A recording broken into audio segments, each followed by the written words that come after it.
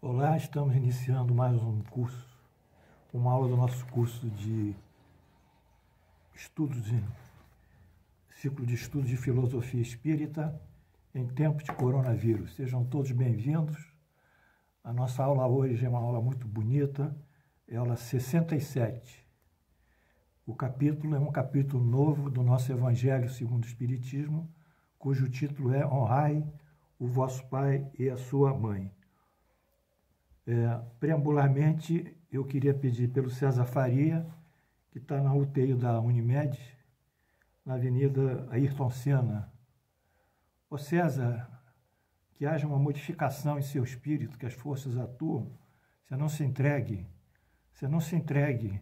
pense, fortaleça o seu espírito. Ele vai dar forças que a medicina não está conseguindo dar. O espírito consegue reverter esses casos, é a força do espírito. Vê se você recebe esse pensamento aqui de um amigo seu, de um irmão, de um amigo da sua irmã. Força, César. Força, nada de tristeza. Força para o seu espírito. Peço para aqueles que quiserem se inscrever, o façam para receber automaticamente o sinal da subida do curso para o YouTube.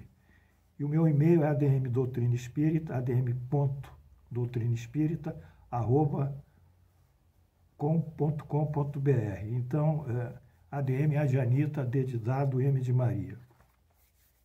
Vamos fazer uma breve recapitulação em relação ao anterior, sobre esse tema, honrai o vosso pai e a vossa mãe.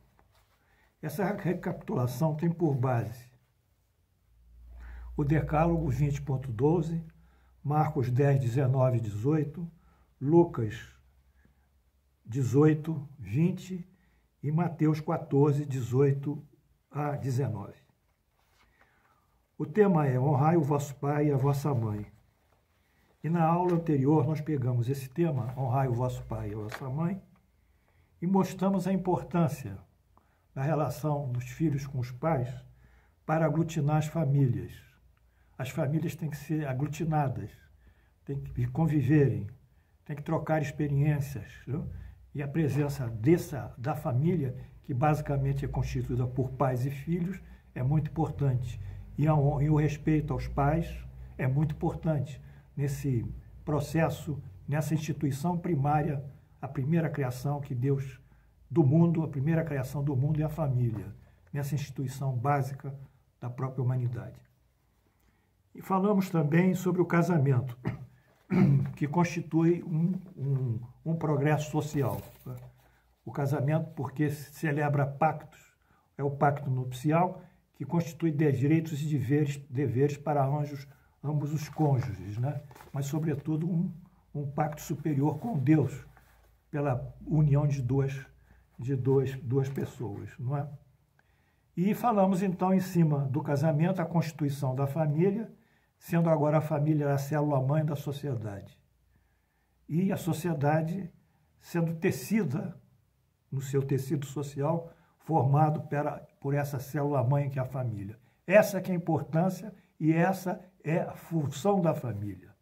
Porque a obrigação da família, na sociedade, é produzir, né, gerar filhos, por isso que se casam, formação do cidadão, que é o filho, um cidadão de bem, um cidadão instruído, um cidadão de bons princípios, que vai atuar amanhã, quando crescer socialmente, numa posição de liderança ou num trabalho qualquer, mas sempre embasado desses valores do bem e do conhecimento. E a família inculca isso e dá o exemplo também e fortalece eles para crescerem socialmente, moralmente, afetivamente, psicologicamente e tudo mais, que é o cumprimento dos pais, o dever dos pais para com os filhos. Enfim, fazer do filho um homem de bem, um homem instruído, filho, filha, e colaborar para o progresso social do seu país. Então, são indivíduos que vão colaborar amanhã para o nosso progresso, para a nossa melhoria na indústria, no comércio, nas profissões liberais e em outras atividades laborativas. A sociedade aqui como Estado, tem que dar contrapartida a essa família que oferece o filho seu ao social. Quando ela oferece o filho seu ao social, ela tem que dar os direitos básicos para a família, que são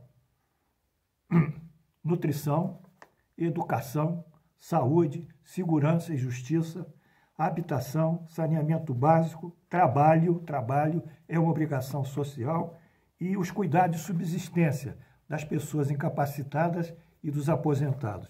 Então, é desse cruzamento, dessa célula que se forma aqui, que é a família, dessa célula que vai sair um indivíduo, um ramo, que vai entrar na sociedade. Esse indivíduo tem que ter bons princípios, boa formação intelectual e moral, e isso decorre basicamente da influência dos pais sobre ele, do pai e da mãe. E, portanto, a sociedade, na contrapartida, gerará para ele esse conceito dos direitos básicos ou os direitos da cidadania. Bem, isso foi ontem. Hoje nós vamos fazer uma abordagem espírita desse assunto, sob a ótica da filosofia espírita. Então, vamos lá. Êxodo 20.12. Vamos repetir. Honrai o vosso pai e a vossa mãe, a fim de viverdes muito tempo sobre a terra que o Senhor Deus vos dará. Quer dizer, honrar o pai e a vossa mãe, a fim de viverdes longo tempo na terra que o vosso Deus vos dará. Qual é a palavra-chave primeira?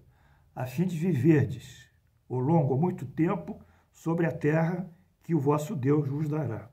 Então, essa é o comprometimento na lei mosaica. Vamos ver o juízo de valor em Moisés, do povo hebraico. Enfim, se Deus informa que ele promete a terra da promissão para eles, que será uma conquista e o prêmio para eles, desde que, condicionalmente, possa honrar o pai e a mãe. Então, é uma condição.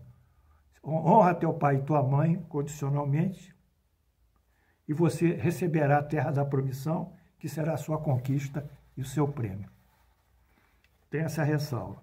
Mas quando ele fala em terra da promissão, Moisés, ele desconhece a vida futura, a vida espiritual. Ele está apenas limitado à vida corporal. Os judeus, os hebreus, não sabiam da vida espiritual. Eles viviam muitos anos no deserto, segundo consta, 40 anos. Então, a lei mosaica tinha que dar alguma coisa sensível a eles, ao conhecimento deles. O único conhecimento que eles tinham era o conhecimento de uma terra, onde manaria leite e mel. Milk and honey, isso é lá a terra. Quando vem Jesus, essa condição, amar o pai e a mãe, ela se estende pelos conhecimentos trazidos por Jesus da vida futura, que é o reino dos céus, da justiça divina, que tem o seu defluxo, tem a sua razão na lei da causa e efeito. Então, esse reino, que era a terra da promissão física, em Jesus, ele se corporifica no reino dos céus, no mundo espiritual. Conquistar o prêmio agora não é ganhar a terra da promissão, é conquistar o mundo espiritual. Porque em duas passagens ele fala sobre isso, e tem muito mais, eu apenas selecionei duas. Meu reino não é deste mundo, João 28, quando ele fala com Pôncio Pilatos, diz lá, meu reino não é deste mundo. Segundo, em João 14, há muitas moradas na casa do meu pai. Ele diz que há muitas moradas. Portanto, essa diferenciação que está clara aqui, que nós vimos, que ele ganhará a terra que o vosso pai vos dará, em Jesus ela se torna totalmente espiritualizada e se consigna e se movimenta e floresce pela razão do Espírito. Pela razão do Espírito. Então, nesse sentido, eu acho que vocês entenderam bem o que foi dito aqui, não é isso? Que a terra que o Senhor, vosso Deus, vos dará, fica claro. Para os judeus que não conheciam a vida espiritual como ela era o limite da terra da promissão, a chegada. Para Jesus, é o reino espiritual, também baseado na lei da causa e efeito, nas reencarnações, etc, etc. Bem, agora vamos estudar um pouquinho a palavra honrai o vosso pai e a vossa mãe, também do ponto de vista espiritual. Nós temos dois tipos de pais, pai e mãe, ou que fazem de pai e mãe, tanto faz, mas pais. Os pais com recursos e os pais sem recursos. Para os pais com recursos, não é somente honrá-los, é respeitá-los, é assisti-los nas suas necessidades, é consolidar o repouso da sua velhice, é cercá-los de solicitude, de amor, como fizeram conosco quando éramos crianças. Então, a gente tem o dever de cuidar dos nossos pais idosos, porque é uma fisiologia do envelhecimento. O envelhecimento é um fenômeno fisiológico. As funções vão se deteriorando, as funções físicas, fisiológicas, orgânicas, etc. Nós temos que cuidar deles. Esses são para os pais que têm recursos, mas o mais importante para eles é a nossa presença. É um almoço no domingo, é um lanche no domingo, à tarde, é a mãe querendo servir, fazer alguma coisa para agradar, aquilo é ótimo. As mães adoram servir os filhos, fazer comida para os filhos.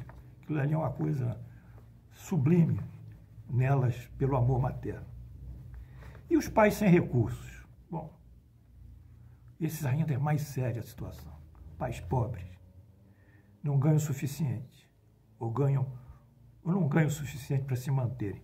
Então, não só o que nós dissemos com os pais com recursos, dá todo esse amor, esse respeito, essa consideração, todas as atenções, como dar o apoio financeiro, como gerenciar, como espécie de cuidadores, a medicação que eles estão tomando. Vocês têm que ir lá ver a medicação do papai, da mamãe, se está certinho, se foi ao médico, se tem alguma coisa, se precisa de dinheiro. Temos que colocar num quarto muito bom para viverem. Se eles moram com a gente, arranja um quarto bom, não bota lá nos fundos, não, como se fosse um trapo. Isso não é certo, isso é ingratidão. E tem que fazer o principal com eles, fazer a companhia física deles outra vez e ouvi-los.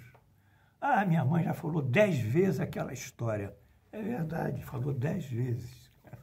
Escuta as 10 vezes a repetição, porque isso é parte da vida dela.